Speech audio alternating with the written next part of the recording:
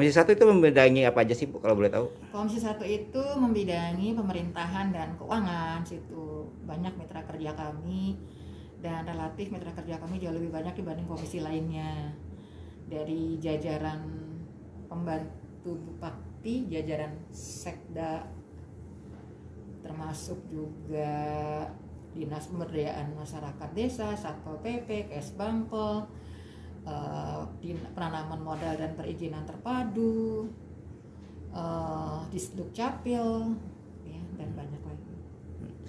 Karena tadi disebut dengan termasuk Dinas Pemberdayaan Masyarakat Desa Bu ya.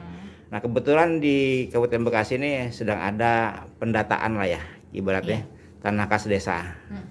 Yang saat ini katanya sih ada yang bermasalah, ada yang tidak Bu ya.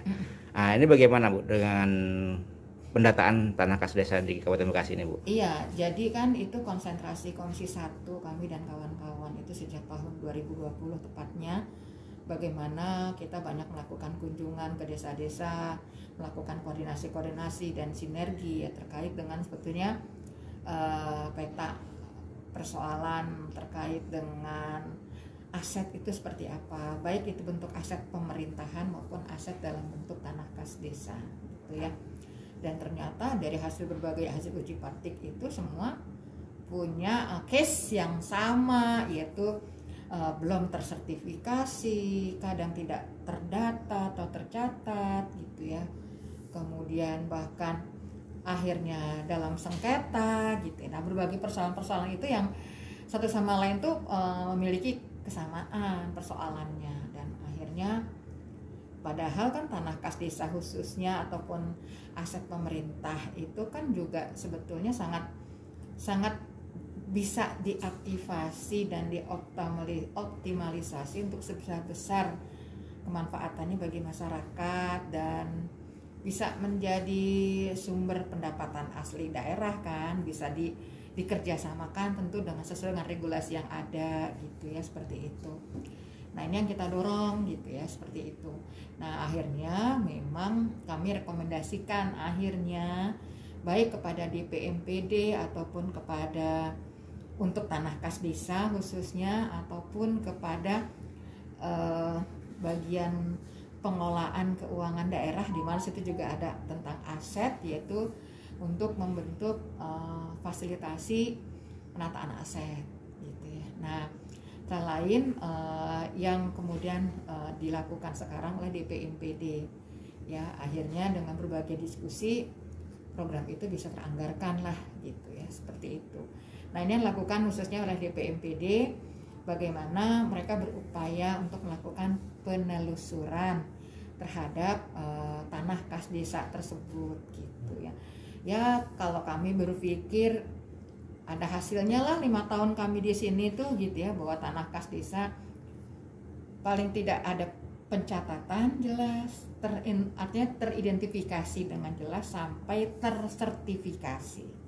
Dan oleh sebab itu kami juga mendorong gitu agar antara pemerintah bisa bersinergi dengan BPN gitu ya, untuk MOU kerjasama untuk kegiatan sertifikasi tanah kas desa tersebut. Nah ini. Oke, berarti nantinya ada sertifikasi yang akan dianggarkan kembali ya Bu ya? Ya untuk... artinya sertifikasi itu ya sumbernya dananya bisa dari ADD. Jadi kalau udah penelusuran kan bisa saja kemudian DPMPD memberikan arahan agar penggunaan ADD misalnya juga antara lain diarahkan untuk kegiatan sertifikasi tanah kas desa gitu. Dan itu harus atas nama desa tersebut ya Bu ya? Gitu. Nah tadi Ibu juga sebut bahwa salah satu sumber PAD ya Bu ya? Iya sih sebetulnya kan kalau di kas desa berarti kan sumber pendapatan desa.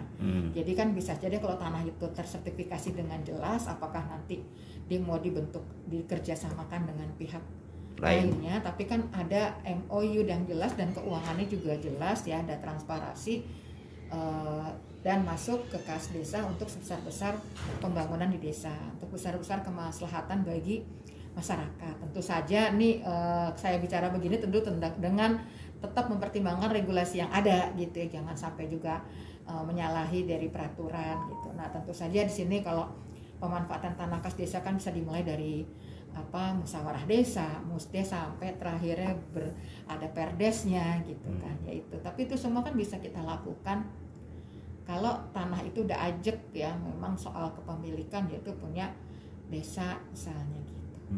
Yang sering terjadi ini kan orang berpikirnya Bu, tanah kas desa itu di Kabupaten Bekasi adalah sawah.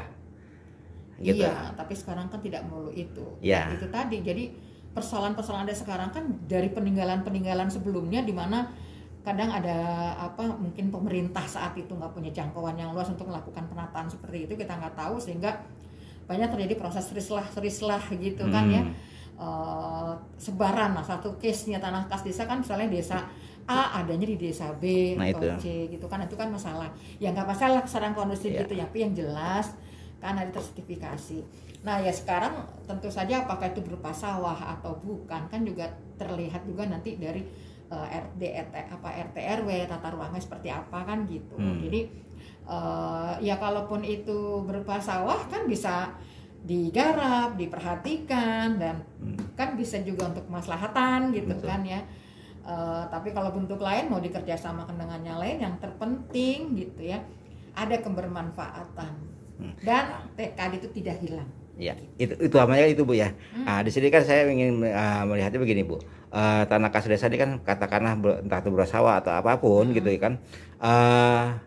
Khusus di bersawah ya Bu ya.